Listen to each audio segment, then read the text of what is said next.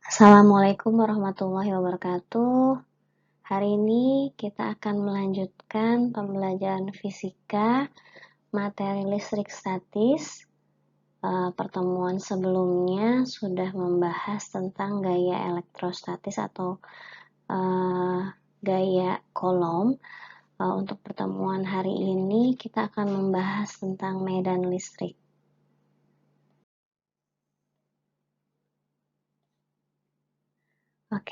Medan listrik itu adalah ruang di sekitar muatan listrik yang masih dipengaruhi oleh gaya listrik.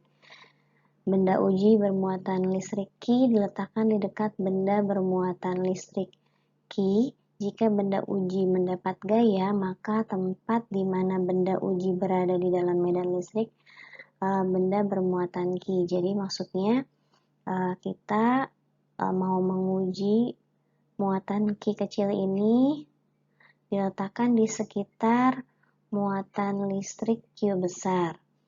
Nah, perbedaannya untuk muatan uji yang pertama ini, yang bagian atas ini, itu dia letaknya lebih dekat dengan muatan Q besar. Sedangkan yang di bawah, muatan Q-nya ini jaraknya agak lebih jauh dari muatan Q besar. Nah, apa pengaruhnya?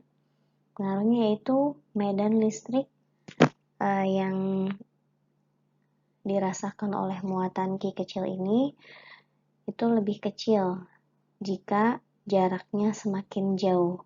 Jadi semakin jauh letak benda uji dari benda bermuatan Q, maka gaya pengaruhnya semakin kecil sehingga kuat medan listriknya pun semakin kecil. Sehingga kita bisa tahu bahwa medan listrik dan gaya listrik itu berbanding lurus. Gaya-gaya listrik di medan listrik itu seperti ini untuk muatan positif dan muatan negatif. Arah garis gaya listrik untuk muatan positif itu meninggalkan muatan, jadi keluar dari muatan. Arahnya seperti ini. Sedangkan arah garis gaya listrik muatan negatif menuju muatan, jadi masuk ke dalam.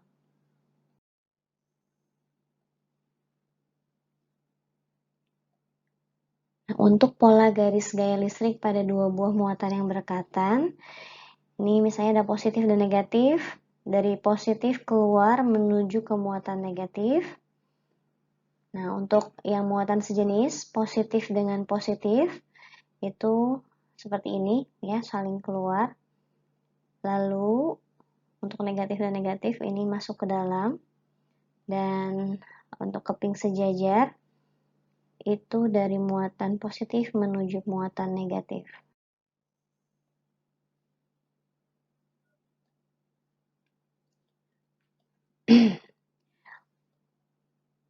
Untuk formula kuat medan listrik sendiri itu adalah E sama dengan F per Q sama dengan E sama dengan K Q kali Q per R kuadrat kali Q.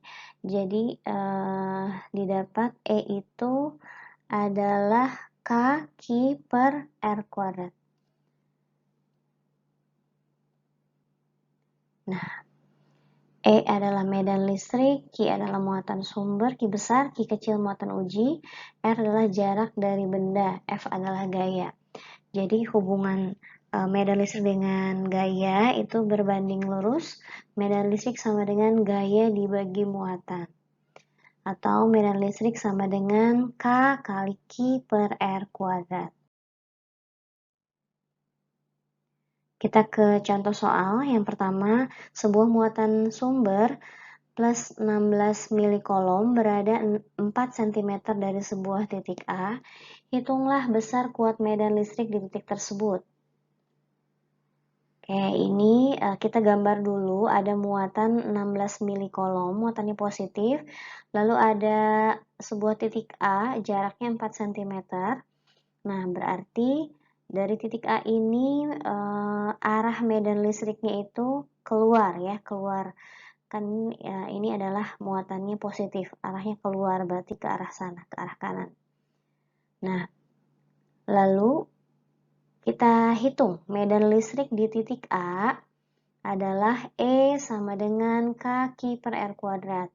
E sama dengan K-nya itu adalah konstantanya 9 kali 10 pangkat 9, Q-nya 16 milikolom, kita ubah ke kolom jadi 16 kali 10 pangkat min 3, dibagi R-nya itu 4 cm, kita ubah ke meter jadi 4 kali 10 pangkat min 2 dalam kurung kuadrat, sehingga hasilnya 9 kali 10 pangkat 10 Newton per kolom.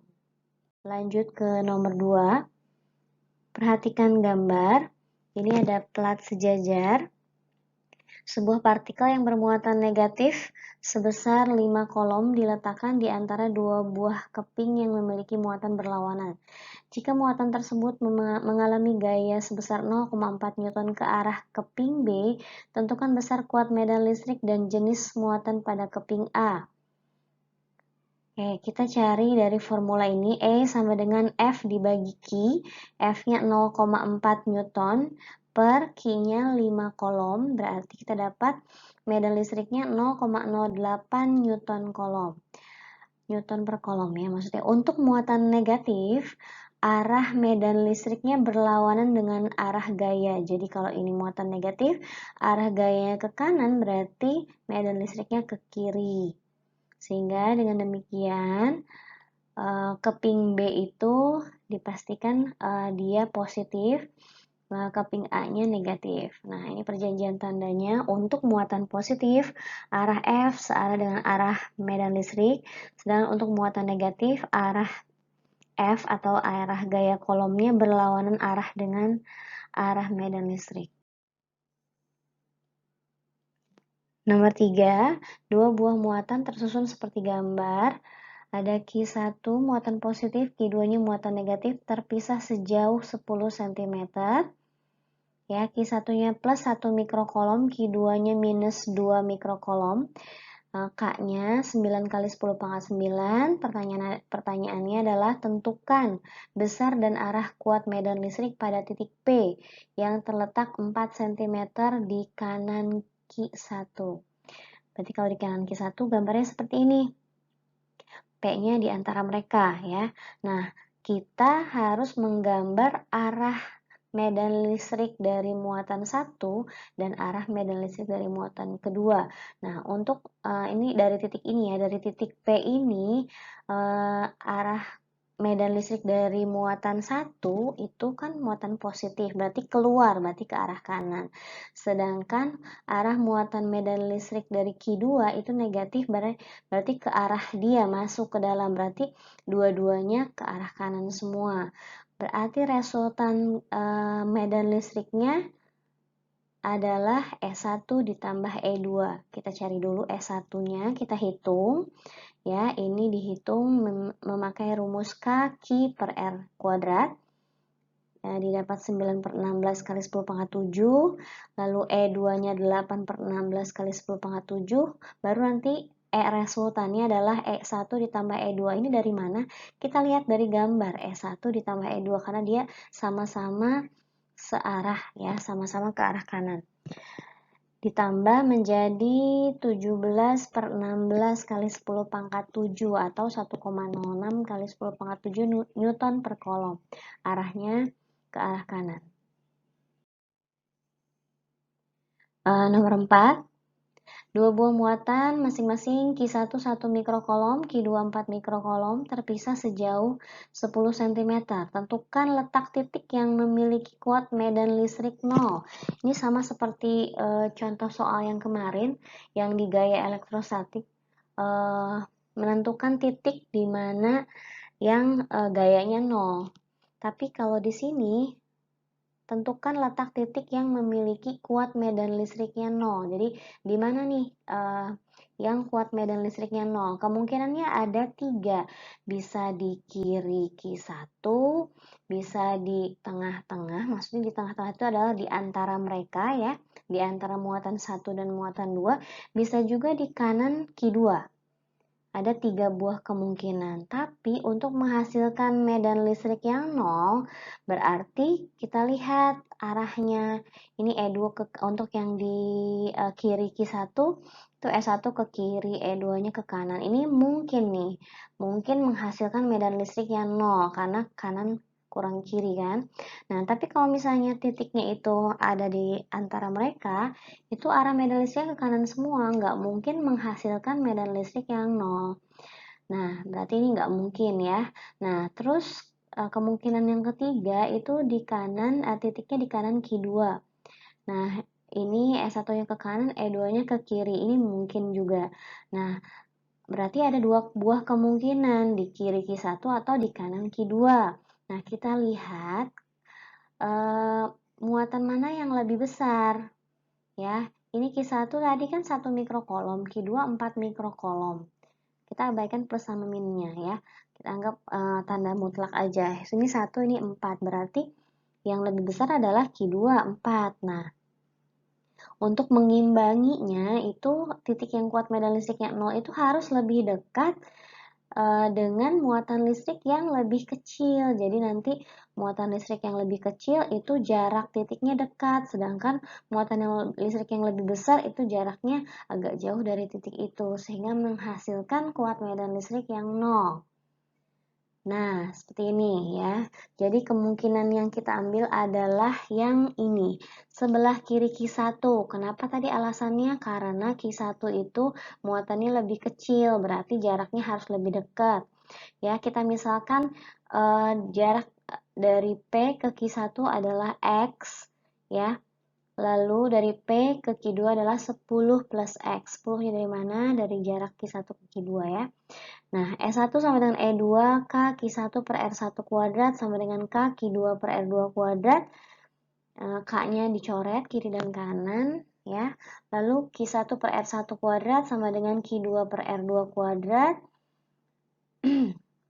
Q1-nya 1, R1-nya X ya. X kuadrat berarti sama dengan Q2-nya 4 per dalam kurung 10 plus X kuadrat. Nah, sekarang kita mau nyari X, berarti kita harus akarkan ruas kiri dan ruas kanan, akarkan atas bawah juga ya semuanya. 1 per X kuadrat jadi 1 per X, 4 per 10 plus X dalam kurung kuadrat jadi 2 per 10 plus X. Jadi setelah ini kita kali silang jadi 2X sama dengan 10 plus X. X-nya 10 cm. Artinya 10 cm di kiri Q1. Di kiri Q1. Berarti kalau dari Q2 20 cm jaraknya. Seperti itu. Nah, sekarang nomor 5. 3 buah titik membentuk konfigurasi segitiga siku-siku seperti terlihat pada gambar di bawah ini. Jika pada kedua titik tersebut disimpan muatan identik 8 mikrokolom, dengan panjang kedua sisi tegaknya 2 cm, tentukanlah kuat medan listrik di titik siku-siku tersebut. Maksudnya ini segitiganya seperti ini ya. Ada 2 buah muatan yang identik sama-sama nilainya 8 mikrokolom. Nah, yang ditanyakan adalah berapa medan listrik di ujung sini, di ujung siku-siku ini. Nah, ini kita gambar. Ini karena muatannya positif, berarti dari sini kan muatan positif kan ke arah keluar, berarti ke arah kanan sini. Berarti ini adalah E1. Lalu dari yang muatan 8 mikrokolom yang ini, positif juga berarti mengarah ke bawah ya, keluar ke bawah sini. Berarti resultannya ini. Nah, kalau kayak gini, resultannya nyarinya seperti apa? Dia kan membentuk 90 derajat, berarti pakai rumus Pitagoras. Nah, kita cari dulu medan listrik akibat muatan 1 dan 2. Pasti sama nilainya. Kenapa? Karena kan muatannya sama-sama 8 mikrokolom. Kita cari dengan rumus E sama dengan K Q kuadrat per R kuadrat. Jadi K-nya 9 kali 10 pangkat 9, Q-nya 8 kali 10 pangkat min 6, per 2 kali 10 pangkat min 2 kuadrat. Jadi E-nya didapat 18 kali 10 pangkat 7. Nah, sekarang E resultannya berarti pakai Pitagoras, akar E1 kuadrat ditambah E2 kuadrat. Karena E1 dan E2 nilainya sama, berarti E resultan sama dengan seperti ini. akar E2 kuadrat plus E2 kuadrat sama dengan E akar 2. Ya, jadi E resultannya adalah 18 akar 2 kali 10 pangkat 7 Newton per kolom. Oke, sampai sini dulu. Mudah-mudahan bisa dipahami ya. Sampai ketemu lagi di pertemuan selanjutnya. Wassalamualaikum warahmatullahi wabarakatuh.